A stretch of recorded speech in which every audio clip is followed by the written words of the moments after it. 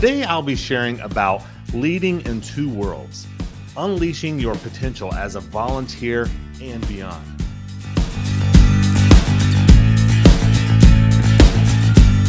Do you have a new manager who is realizing that managing their team is different from what they thought that it would be? Going from manager to leader is simple, but it's not easy. The Authentic Leader Show is the podcast for leaders of managers as they transform their new managers into authentic leaders of teams.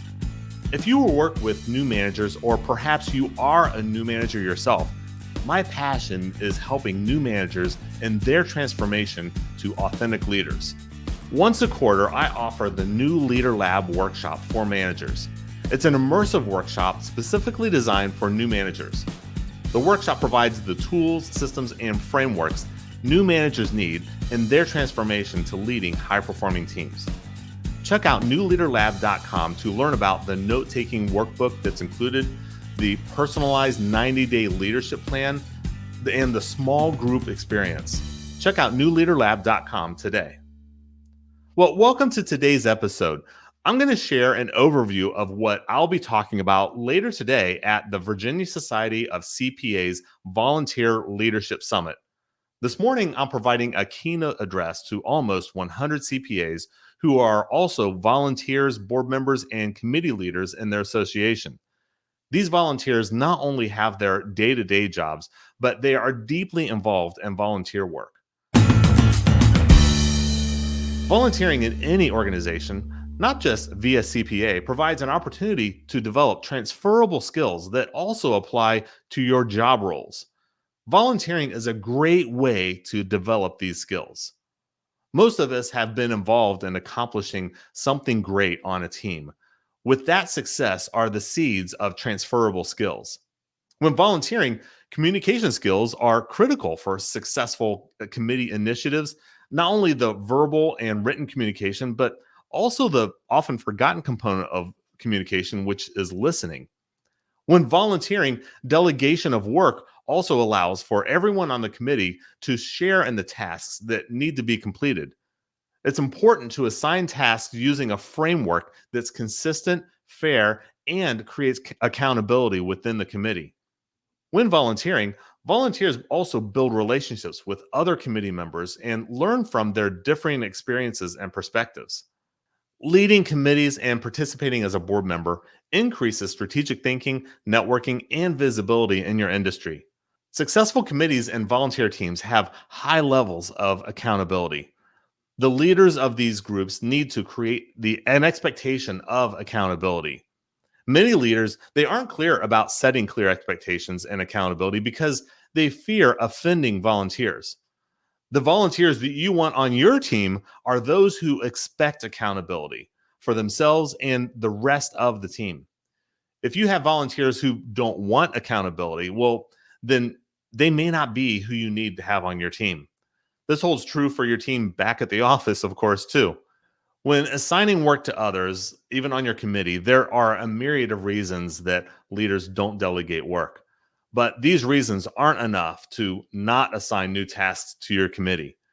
There are more important reasons why you should delegate, because as a leader of the team, you can't do it all. And there are opportunities to strategically develop new skills within the committee.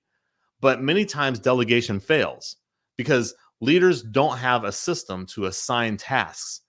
Delegation fails because many times just unclear expectations. It's not clear about what result needs to be produced, or the person doing the work, they don't have enough experience or even the skills to do the work. Or one of the top reasons that delegation fails is because there's been no deadline or no time that the task needs to be completed that has not been established. Both parties, the person who's assigning the work and even the person doing the work, they both need to come to an agreement about when that deadline will be. There's a myriad of other additional reasons that delegation fails, but these are some of the top reasons that I'll talk about later today in this keynote. When assigning tasks to volunteers within your committee, or even again, back to the office, it's a simple 3-step process. Number one is to plan. Just think through, like, what is it that you need to accomplish? What result needs to be produced with the task I'm asking someone else to do?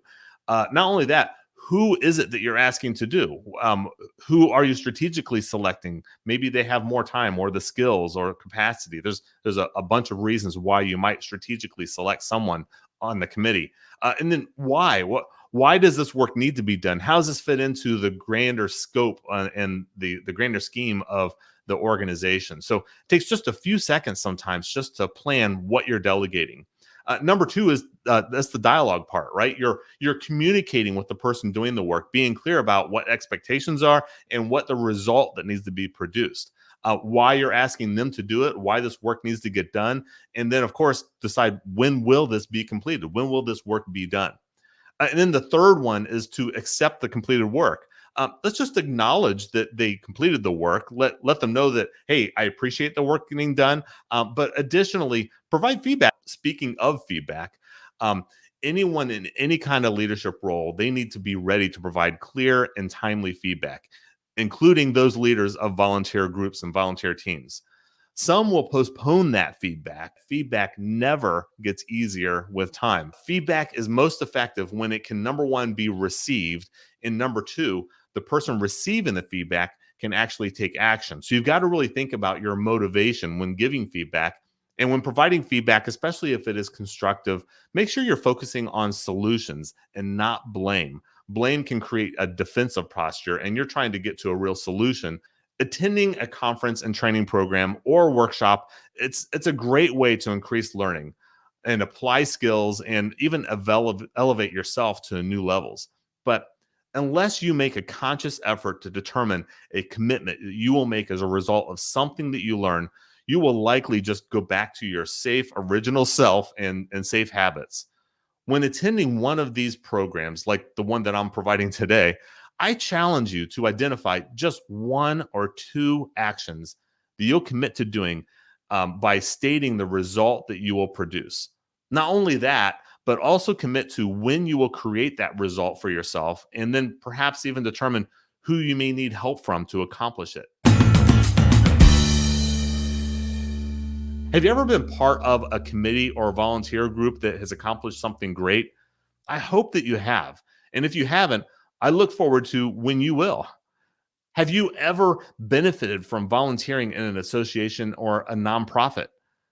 What is something that you will commit to doing differently as a result of something that you heard here today?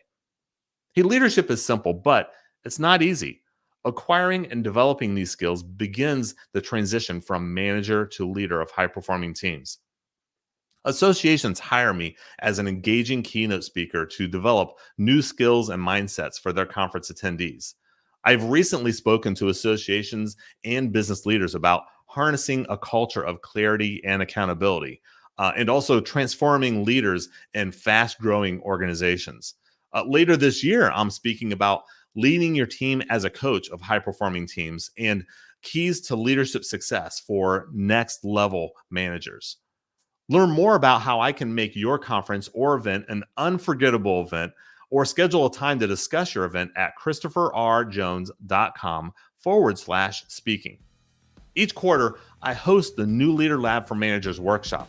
It's an intensive workshop specifically designed for new managers. The workshop provides the tools, systems, and frameworks that new managers need in their transformation to leaders. Check out newleaderlab.com to learn more about and to see which one of the 4 registration options fits best for you. Check out newleaderlab.com today. Now, if you can relate to anything that I shared today, or if you'd like to ask me a question, I would love to hear from you. Just put a comment right here, or you can DM me through my LinkedIn profile. You can find me on LinkedIn at I am Christopher Jones. You can find more information and get other free resources when you go to christopherrjones.com. Hey, thank you for joining us today. Come back next week for another episode.